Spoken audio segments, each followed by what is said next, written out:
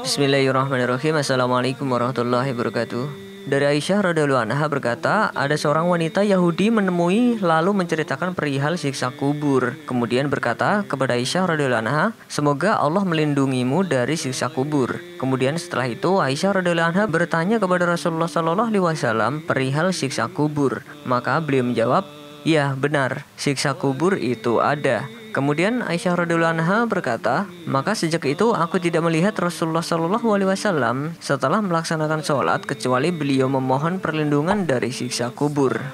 Video ini akan membahas sedikit tentang betapa ngerinya alam kubur, di mana itu adalah sebuah jalan persinggahan yang pertama sebelum manusia digiring ke padang mahsyar.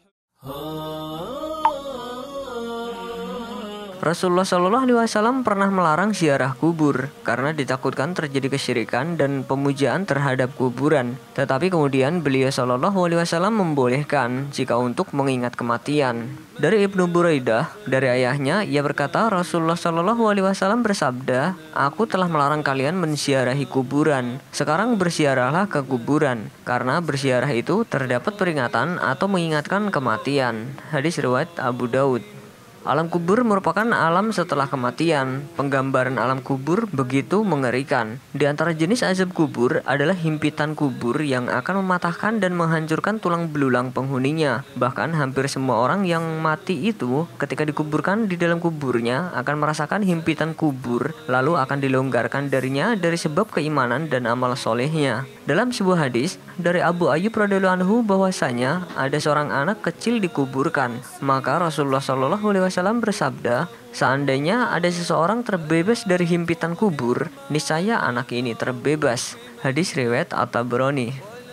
Isyarat adanya sisa kubur membuat jamaah yang mendengar khutbah Rasulullah Shallallahu alaihi wasallam menjadi gaduh dan berteriak. Suatu hari Rasulullah Shallallahu alaihi wasallam berdiri menyampaikan khutbah, lalu menyebut perihal fitnah kubur yang setiap orang akan diuji karenanya. Ketika beliau menyebutkan hal tersebut, kaum muslimun menjadi gaduh dan berteriak. Hadis riwayat Bukhari.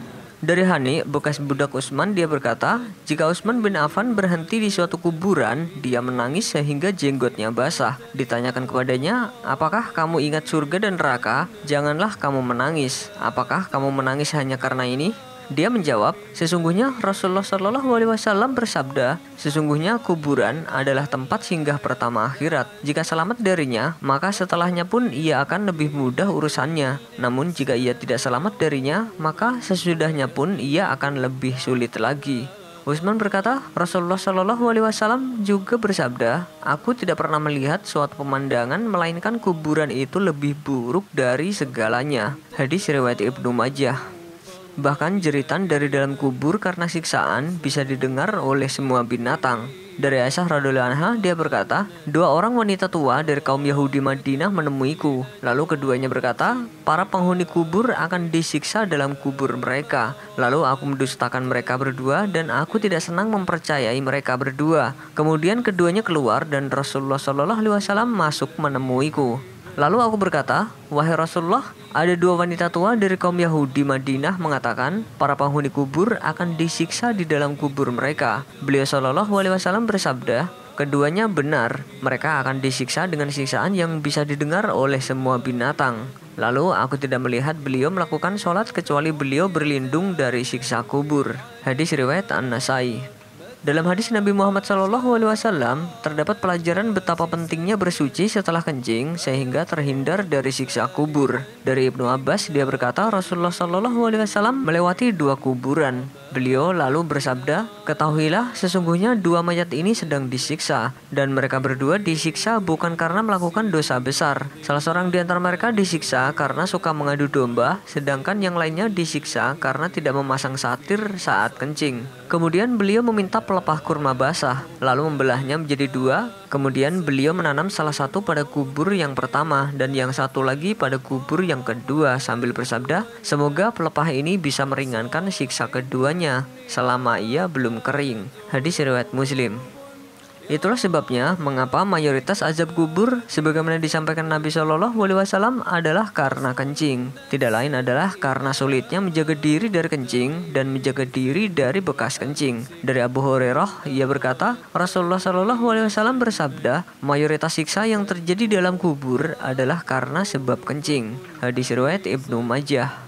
Bahkan Fir'aun yang jasadnya disimpan di museum pun merasakan pedihnya siksa kubur. Maka Allah memeliharanya dari kejahatan tipu daya mereka. Dan Fir'aun beserta kaumnya dikepung oleh azab yang amat buruk. Kepada mereka dinampakkan neraka pada pagi dan petang. Dan pada hari terjadinya kiamat, dikatakan kepada malaikat, masukkanlah Fir'aun dan kaumnya ke dalam azab yang sangat keras. Quran Surat Al-Mu'min ayat 45-46.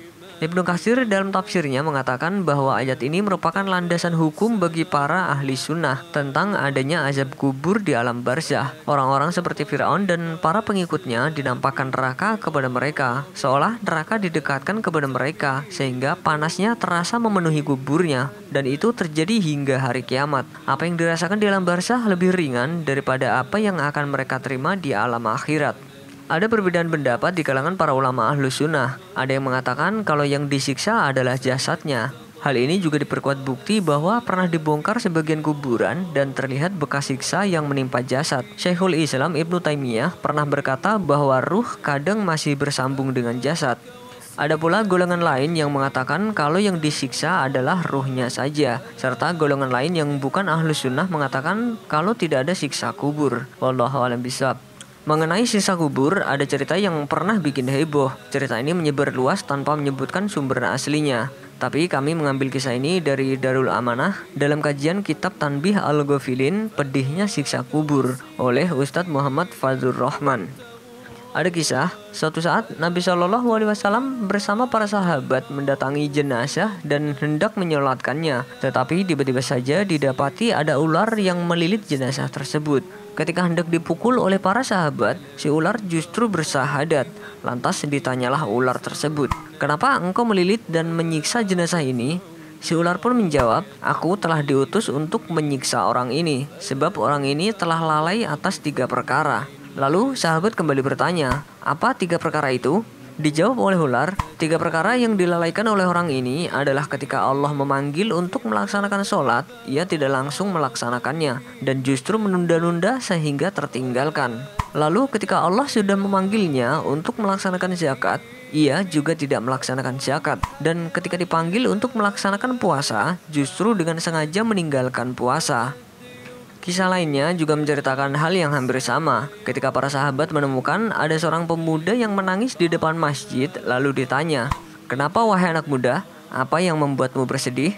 Pemuda itu menjawab, "Sesungguhnya ayahku telah meninggal, namun tidak ada satupun yang mau memandikan dan mengkafaninya." Lalu diutuslah sahabat Abu Bakar radhiyallahu anhu dan sahabat Umar bin Khattab radhiyallahu anhu. Lantas sesampainya di rumah pemuda tersebut, sahabat pun terkejut sebab jenazah ayahnya berubah menjadi bangkai babi hutan hitam. Melihat hal ini, sahabat Abu Bakar radhiyallahu anhu dan sahabat Umar radhiyallahu anhu pulang dan melaporkan hal tersebut kepada Nabi Muhammad SAW. Setelah mendengar laporan tersebut, Rasulullah SAW mengajak 2 sahabatnya itu untuk kembali ke rumah pemuda tadi. Kemudian sampai di sana, Nabi mengangkat tangan dan mendoakan jenazah tersebut. Ketika jenazah tersebut kembali menjadi jenazah manusia pada umumnya, Nabi SAW pun memerintahkan para sahabat untuk memandikan dan mengkafaninya. Setelah dimandikan dan seterusnya, jenazah pun diantar menuju kubur. Terkejutnya para sahabat ketika hendak diletakkan di liang lahat, jenazah tersebut kembali berubah menjadi babi hutan. Sahabat pun bertanya, "Apa yang dikerjakan ayahmu selama di dunia, anak muda?" Pemuda itu menjawab, "Sesungguhnya ayahku telah lalai dan sering meninggalkan sholat." Mendengar pernyataan pemuda tadi, Nabi Shallallahu Alaihi Wasallam kemudian menjelaskan bahwa beginilah perwujudan di akhirat nanti ketika seseorang sering meninggalkan sholat, seperti babi hutan yang hitam legam.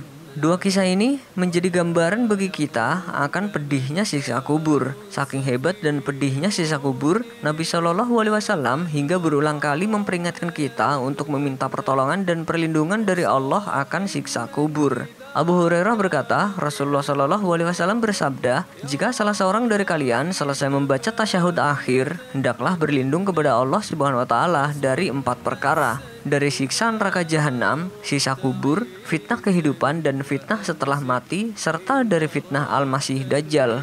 Hadis riwayat Ibnu Majah. Karena ngerinya fitnah kubur, kita disarankan untuk berdoa agar terhindar darinya. Semoga kita dihindarkan dari fitnah kubur. Wallahu a'lam bishawab. Wassalamualaikum warahmatullahi wabarakatuh. فإن لاقيتني سأذكرنك